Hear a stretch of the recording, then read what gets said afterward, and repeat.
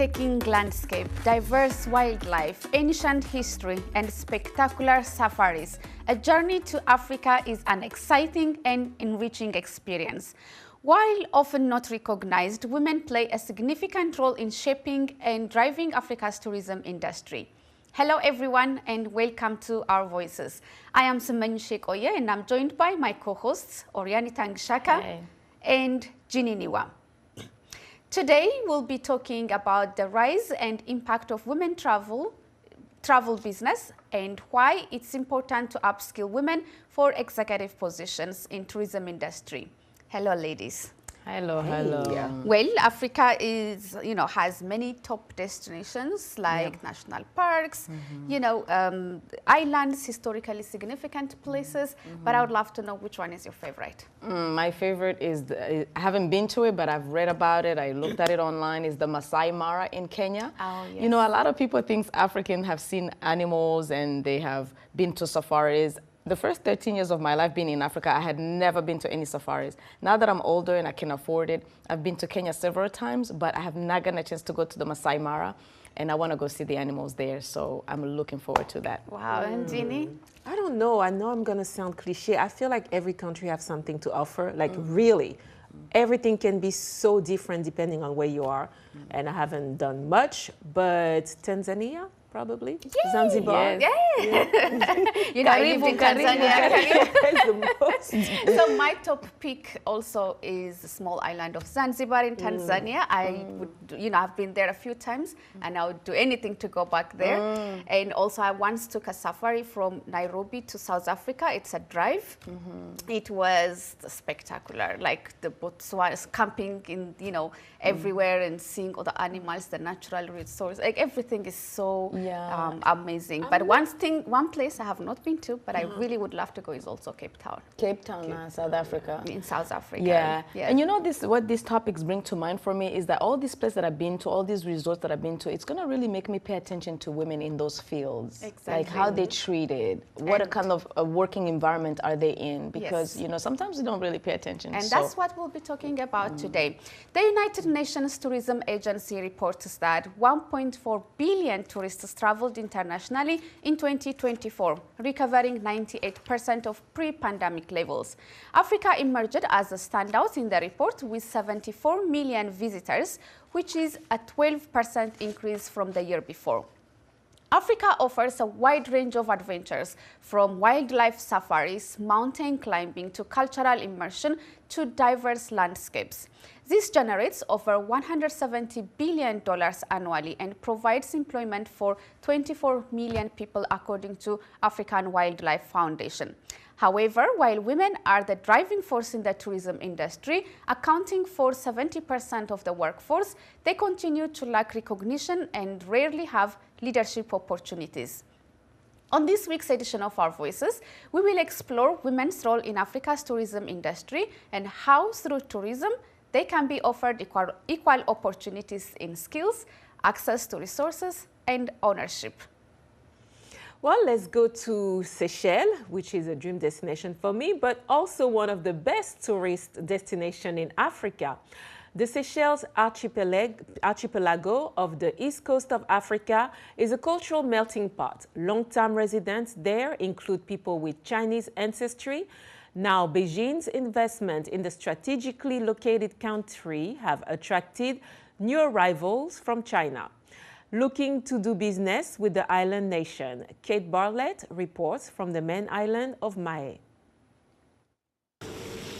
Chinese flavors, sometimes with a touch of Creole. Let's say chow mein.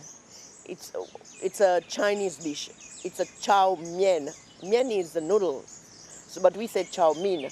So it is cooked in the Creole cuisine. Chinese Seychellois culture is not only reflected in the food here, it's also a part of the background of people like Molly Rosalie and other residents in Seychelles who have Chinese ancestry. Rosalie speaks fluent Mandarin and introduces the local culture to the new wave of Chinese tourists and business people here. However, the new arrivals from China and the long-time residents here don't share too much in common, says Paul Chow, who is also of Chinese descent. I speak only Creole. and they speak only Chinese, so there's no way I could mix with them. In recent years, China has directed its attention to strategically placed Seychelles, whose location gives it easy access to Africa, the Middle East, and South Asia. This island was not the point of destination when Chow's father arrived. My father came to Seychelles in 1943, I think.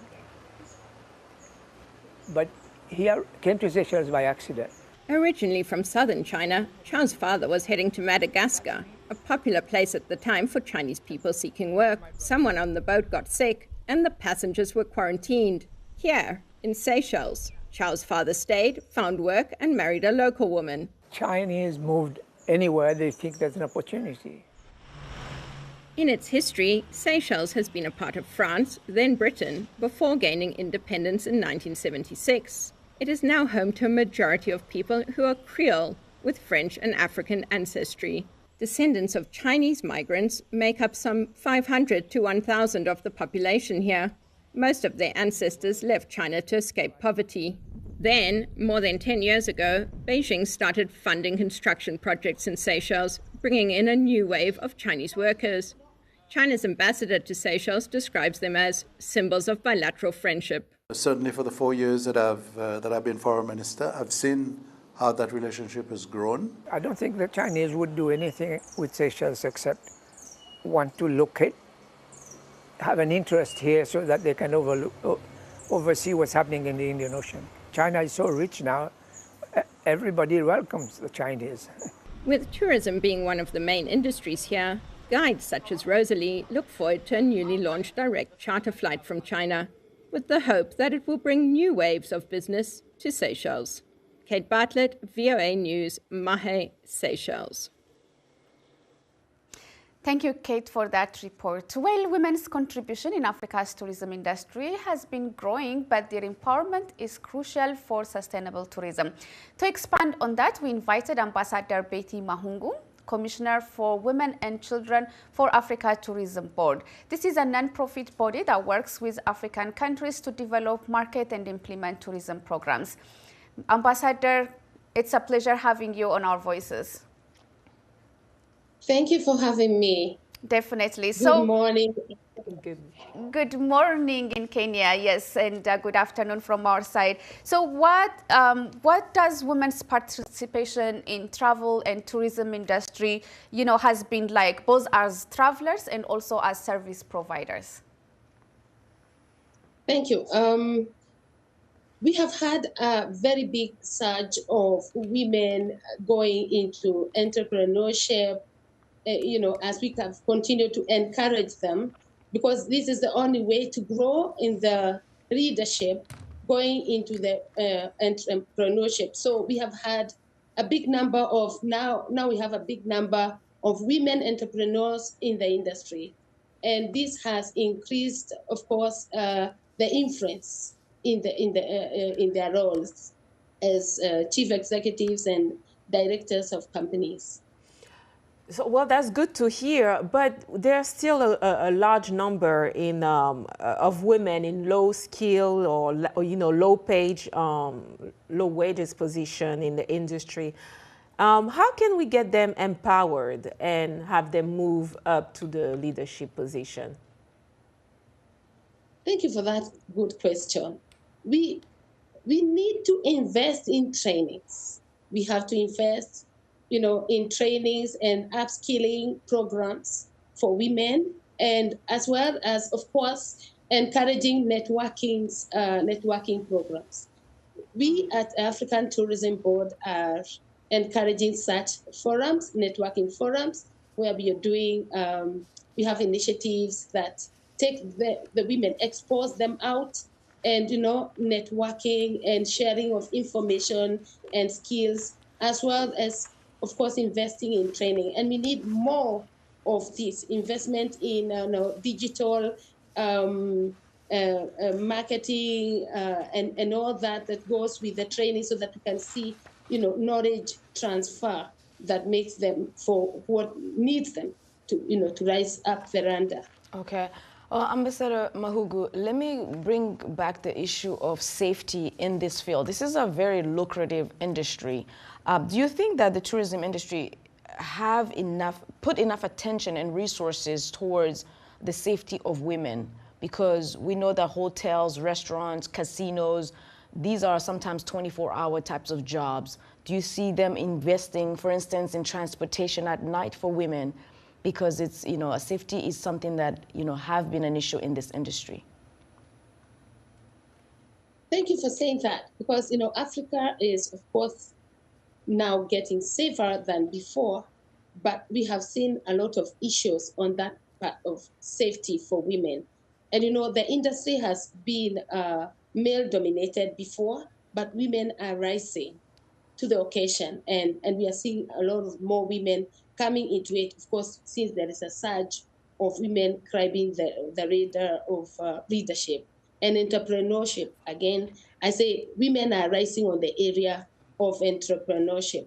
Safety has not been easy because the very male colleagues, they don't make it safe for the women. And so we need a lot of measures be taken into that. And I think the industry, different ministries in our countries need to be encouraged to put good measures. I want to also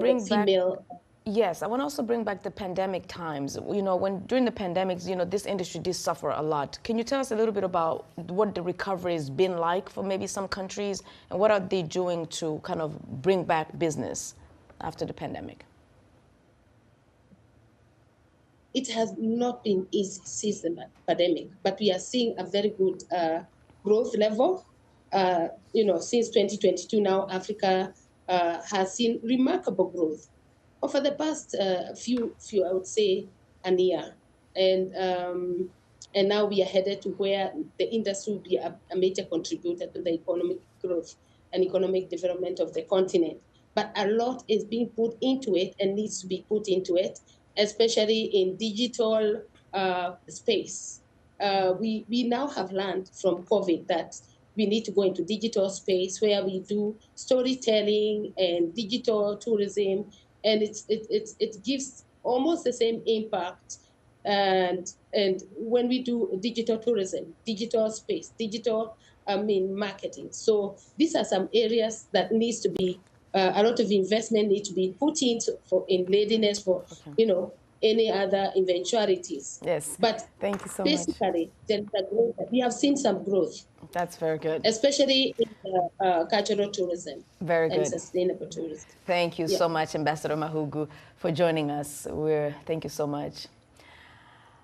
We're discussing the need for empowering women in Africa's tourism industry. We will continue our conversation on women's role in the industry, not only as a workforce, but also as travelers. It's now time for a quick break, but first we want to remind you of our social media platforms. We are on Facebook, Instagram, X. Our handle is @VOA Africa. Use the hashtag VOA Our Voices. Stay with us. We'll be right back.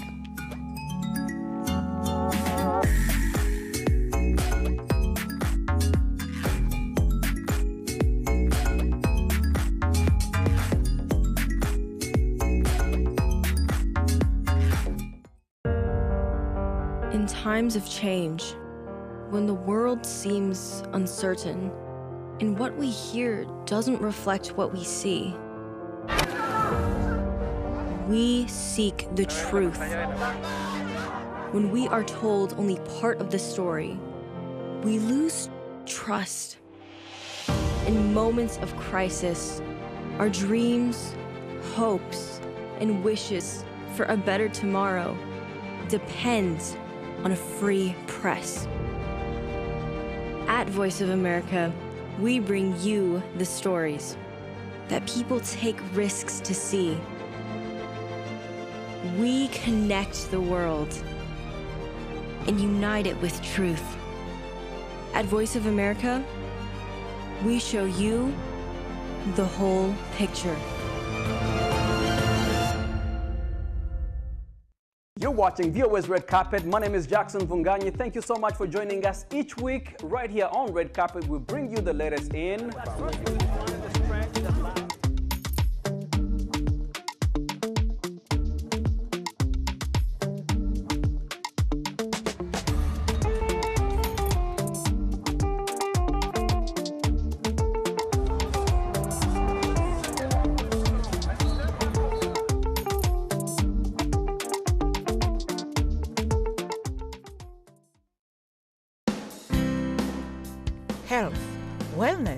sport, beauty, medical breakthroughs. Healthy Living cares about your well-being. What are the main health concerns in Africa and around the world? Find out the latest on coronavirus. Connect with our experts and ask them questions. How long does the virus stay? Join me, Linor Moudou, in Washington, every week on Healthy Living, right here on VOA.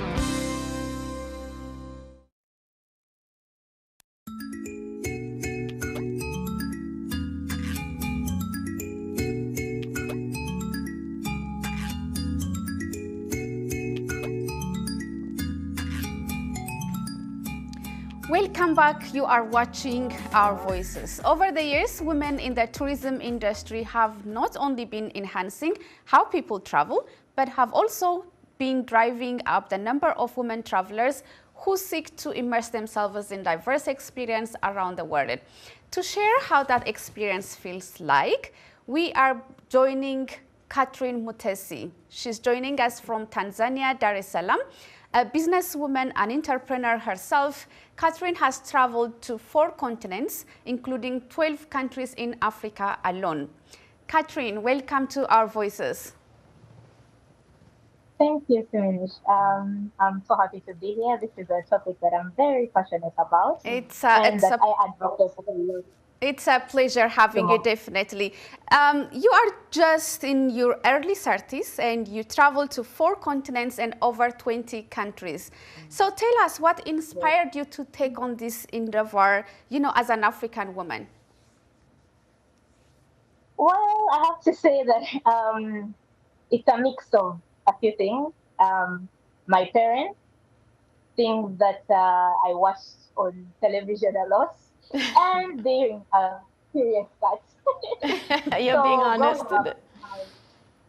Yeah. So growing up, my parents were very big advocates of us reading travel books, watching TV programs from all over the world. We were watching Nigerian movies, Kenyan movies, South African movies, Indian movies, USA, the UK.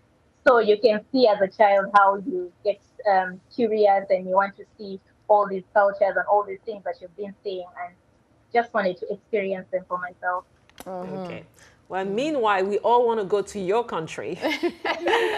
Don't move now. We're going to Kenya, where our reporter Colleen Adedeli-Perti talked to Nyamvula Rosalia Mwashaga, Sheila Bonaya, and Esther Ndalila about their view of the tourism industry on our Your Voice segment.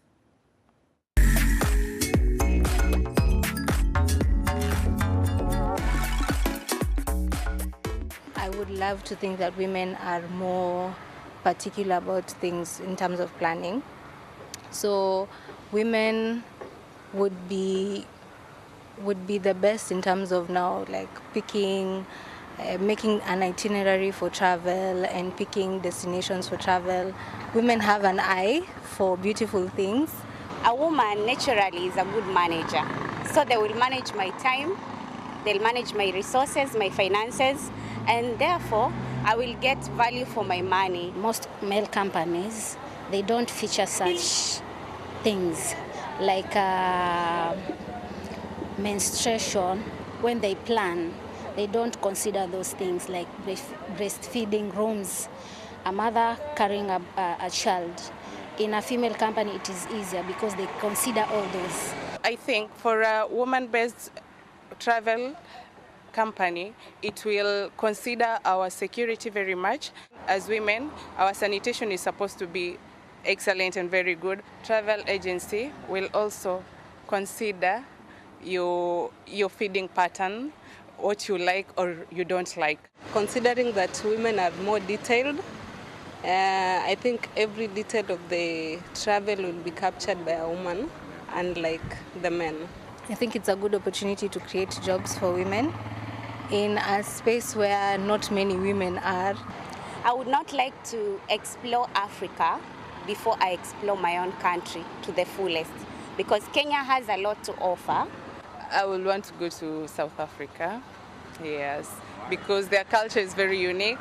Up to now, in the 21st century, the Zulu culture is still rocking. I would love to travel to Greece. In Africa, I would honestly love to go to South Africa because I have friends there. And within the country, I would love to go to Lamu because there's a lot of culture there. I'll choose London. I'll specifically go to see the Tower of London. I support East Africa, Kenya, Uganda, and Tanzania. So I just choose Tanzania. So, Miss Catherine, you've immersed yourself in so many different culture and values. Can you tell us what have you gained personally and on the business side as well? Well, personally, I have been changed from the core from all my experiences traveling. It has helped me to be more self-reliant, to be more of a critical thinker, to have more confidence in my abilities. There is something different about you traveling to a new country that you do not speak the language or understand it, and then figuring out your way and actually being able to, find everything that you went to look for.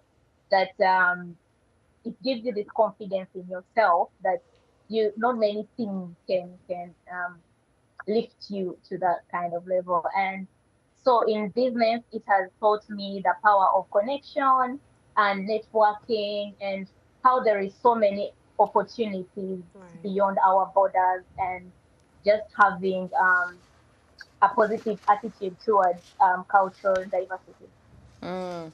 Right. Okay. Well, so I guess being positive is one, but there are other challenges when you're traveling. Can you tell us some of the challenges that you faced and that, people need to know about? Because it's not all flowers when you travel, right? Yeah, it's not. Especially for us females, you have to be very careful where you travel.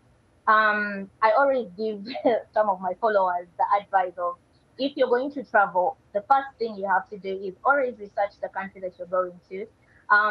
Learn its political atmosphere, know how they dress so that you don't just show up dressed in a certain way that is going to call attention to unnecessary attention to yourself.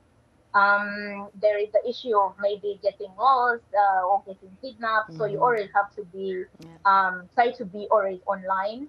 Have at least one or two people in your contacts that know where you are at all times. Other things, knowing which people to ask for help or directions in case you need it. Ask other females. If there is a mother, even better. Talk about a little bit about the visa process. Can you talk about a little bit about the visa process for the most? That is one of the biggest challenges for us African travelers, like the requirements to go abroad or even within the continent. It's really stressful. There is a lot of visa requirements put on African travelers.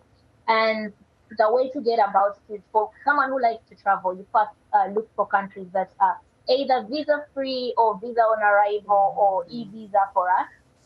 So you have to first get a few travel countries into your book before you can think about all the bigger other countries to travel to, which is honestly, it's a bit discouraging for a first-time traveler, but it's not something that you cannot get over. So, Catherine, as someone who traveled a lot, especially within Africa, would you say the tourism industry has been catering to women travelers like yourself? Oh, good question. I love this. So, of recent, yes, they are trying. They are trying. Of course, they have a long way to go. I see them advertising more for female travelers, curating travel that is attractive to female groups, like girl trips, retreat getaways for women, and spa dates and things like that.